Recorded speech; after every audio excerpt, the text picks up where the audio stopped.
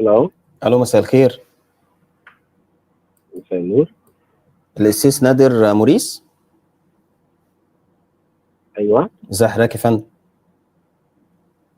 اهلا بيك. اهلا بيك يا فندم. مع حضرتك يا فندم برنامج كريزو بالانجيل على اليوتيوب على الهواء. كان عندي سؤال بس في الكتاب المقدس.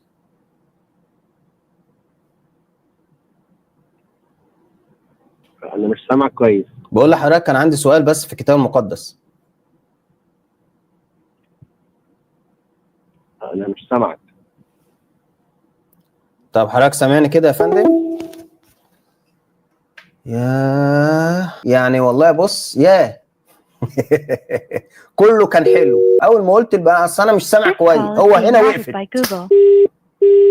اصله مش سامع كويس، بيكنسل عشان مش سامع كويس. ده ابن سامح موريس بتاع كنيسه قصر الدباره اللي في جاردن سيتي في القاهره، واحده من اهم الكنائس الانجيليه في مصر. الكنيسه دي القسيس نادر سامح موريس. ليه يا فندم؟ احنا والله بنسال اسئله بسيطه جدا على فكره في الكتاب المقدس. هقول لك مثلا ترجماته. ليه الترجمات مختلفه؟ مفيش ترجمتين زي بعض، والترجمات دي زي المخطوطات بالظبط. مفيش. اهو بيكنسل. والله اللي باعت لي الرقم كان مسيحي واسلم، بيقول معقول قفل يا صدمتي. اقسم بالله كاتب كده، والله كاتب كده، وهو موجود وسمعنا. يعني مش هكذب في حاجه زي كده. احنا بنفتح عيون المسيحي على حاجات ما كانش هيعرفها الا بالحوار.